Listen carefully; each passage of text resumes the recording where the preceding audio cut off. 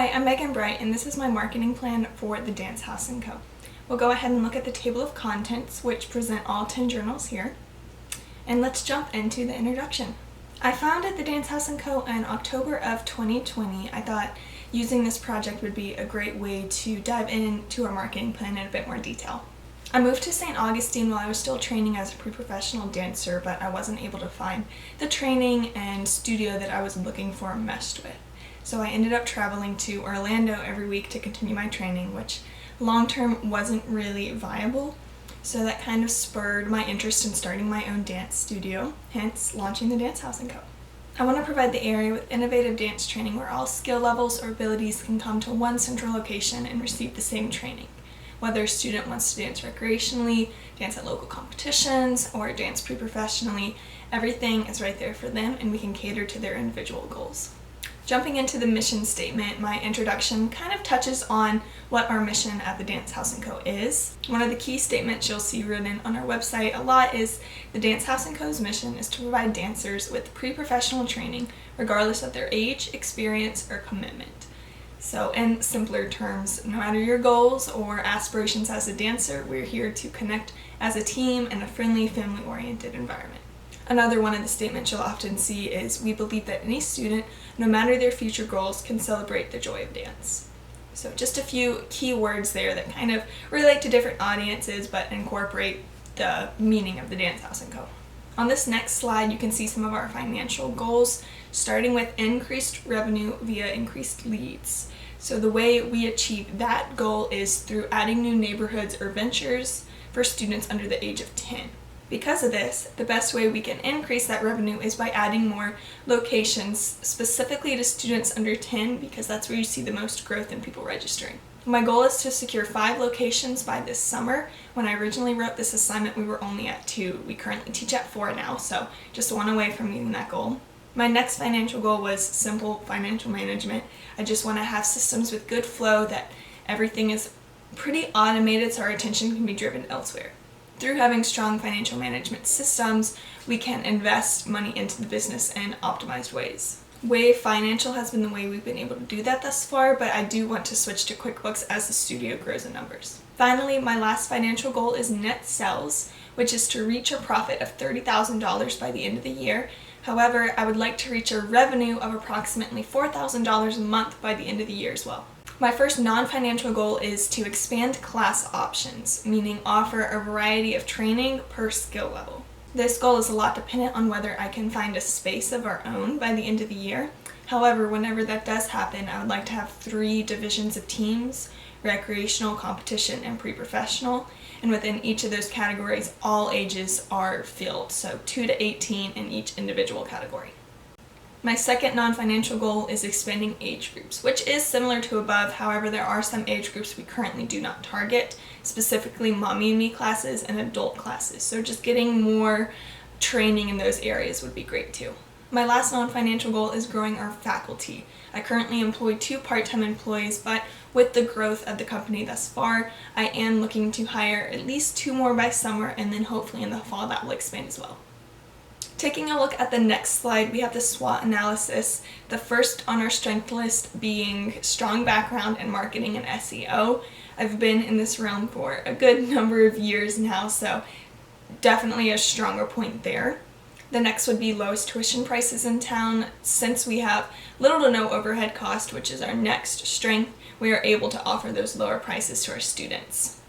We also have multiple locations across St. Johns County. Just with how we are set up now, we don't have our own studio, so that's also helping pull in people we otherwise wouldn't have met. We have authentic pre-professional training. I'm very selective with who we bring in. I train pre-professionally. All of my instructors either train pre-professionally or professionally, so that's a good positive point. And lastly is a positive and friendly environment. That's one thing we make sure we are very rounded in. Just a friendly atmosphere for all of our dancers to come together. One of the biggest weaknesses we are facing actually is in the SEO and marketing realm. That is because we are a very new business and we're competing against studios with years of backlinks and domain authority and age. So just something we'll have to fight with time and do what we can to get ahead. While having multiple locations across St. Johns County has benefited us so far, it's also in our disadvantage, being that we don't have a central location for our pre-professional girls to come train 20 plus hours a week. So it's limiting us in that regards. The last weakness I have written down here is that we do cater to pre-professional dancers, meaning our faculty does have to be carefully selected, as I mentioned earlier. Frankly, St. Johns County and surrounding areas don't have a lot of dancers present. So that means I'm doing a lot of outsourcing in Orlando or Gainesville and even Tampa at times to find masterclass instructors or just intensives. However, the biggest issue is those weekly instructors right now. Moving on to the next slide, we have opportunities, and the first being that I am building the Dance House & Co. from the ground up, which means I can develop the studio's brand identity for exactly what I'm looking for. Although buying a pre-existing studio would have been ideal, this is giving me that opportunity to kind of play with my own picture. Similarly, I'm working with a lot of young dancers who have never danced before, so we are building them from the ground up as well. So it's wonderful to see their growth and their progress and build those good habits. The last opportunity I've written down is that we have little to no overhead fees, which is absolutely wonderful in a financial sense, but also for our students since we can offer those low tuition and registration prices. Right now, the biggest threat we face is any changes in regulations, and that comes down to HOA, CDD, or venue guidelines. So just any of the locations we're teaching out of, we are working based off their schedule and what they allow us to do. That's one of the biggest challenges I'm currently facing, is that one of our locations is starting summer classes in 6 weeks. We are currently at this location for about 15 hours a week, and come summer we have to get out of there completely. So just something we're going to have to overstep at this time. Another potential threat is new studios opening up, particularly from individuals moving from up north, so they might have that additional training that the area currently does not have. There is a possible opportunity here, as I could hire these individuals as high-paid faculty, which could defer from starting a new studio in the area. My final threat goes hand in hand with the first issue I presented, which is the market is saturated, real estate is either non-existent or way too overpriced. Because of this, I cannot find a studio location in my ideal demographic, and if I do, it's too overpriced for us to be able to move into. On to our fifth journal, we have the STP. So our target demographic is defined as parents, primarily female, between the ages of 25 and 54, who have kids between the ages of 2 through 18, and are interested in dance classes or organized events for their children to meet friends and have a good time. So on this slide, you can look into all of the demographics that we tend to target through ads or marketing. Moving on to the next slide is our primary and secondary research, and here you can see all the articles I've sourced. These helped create our survey questions. Presented on the right are the survey questions I thought were beneficial, and on the left is a survey monkey that I created with the longer version of each question. Next, we have our product. Presented on the left, you can see my chart for class styles, skill level, and ages. So this kind of breaks down that whole age and skill level category I was talking about earlier. Moving on to the logo, I wanted to convey the message that we are building a second home for dancers, just reinforcing the fact that this is a positive, family-oriented environment. For SEO purposes, I obviously wanted dance in the title as well. Finally, since we do cater to pre-professional dancers, I wanted to add "and company" to add that sense of professionalism. As summarized below, we are a pre-professional dance studio that welcomes any student, providing them with a positive industry experience, hence the Dance House & Co. Orange and teal is the color scheme I chose to go with. I wanted something that was fun colors for kids, but also a bit more modern as well. For our pricing, I chose a mixture of competitive and penetration pricing. The average cost to attend one class a week at local studios would be $65 a month, whereas it's only $55 at our studio. We also do not charge any competition, rehearsal, recital, or costume fees, which cuts back on tuition quite a bit. You can see some other examples of our pricing written in that paragraph. As I move into my own studio location and we are able to offer more classes for students, I might take a more premium pricing approach. However, it would be nothing drastic from our current fees. On the bottom of the slide, you can see all of our pricing. We don't have any hidden fees, so that's all there is at the studio. Since we are a dance studio, we kind of fall under the category of selective distribution only because we currently teach out of amenity centers. I select the locations that are suitable for dance classes and look for those qualified instructors who can teach them. In this situation, our cost is any overhead fees and whatever materials we bring in, such as tumbling mats or ballet bars. Similarly, our channel of distribution is amenity centers. However, in an ideal world, it would be our in-studio location. Eventually, I would love to expand to a studio of approximately 10,000 square feet. In that space, we'd be able to provide about 6 dance studios and then areas where staff and students can all hang out and be productive at the same time.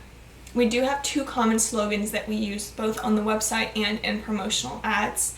The first being, we believe that any student, no matter the future goals, can celebrate the joy of dance. And the second is, we train our students at a pre-professional level, all in a positive, uplifting environment. Since we are already close to capacity in our classes, I try to keep marketing to a minimum at this time, but I do keep up social media engagement. On the right, you can see some of the ads that I've ran in the past. The one on the left has definitely had the most impact. Finally, we've reached the last journal, which is promotions. The first bullet point on this list is sales promotions, which I've done a bit of in the past. The first ideas I'm about to read to you do bring in a lot of students, however, it might not be the students you want to target. When you are running free trials and offer free as an incentive, you're going to cater to a different group of individuals than you would if you're looking for parents who are sourcing the best dance education for their child. Some examples, however, are a series of open houses where students can come in and take free trial classes while the parents learn about the studio. Another option could be giving away free ballet tights or ballet shoes on the day of registration. There's plenty of ideas to run with when you go with sales promotion at a dance studio. Public relations is a great way to connect with the community and get the community to know you. Some simple ways to do this would be to have my dancers perform at art festivals, parades, or any local events. A great way for dance studios in Florida to do this is definitely the Dance with Disney program, where your dancers can perform pieces at Downtown Disney. Personal selling is something all of my instructors are constantly doing when new parents come in and inquire about our studio. The biggest thing that we have to convey is that we are a positive, family-oriented studio, and the next thing we need to do is look for what each parent is looking for. Recreational parents and pre-professional parents are going to be looking for something different in their kids, so it's up to us to figure out what program will be best suited for their child and market to them as such. We currently do not do any direct marketing. However, in the future, I would like to get into direct mail at some point. In today's day and age, direct marketing won't capture the largest demographic that we could target.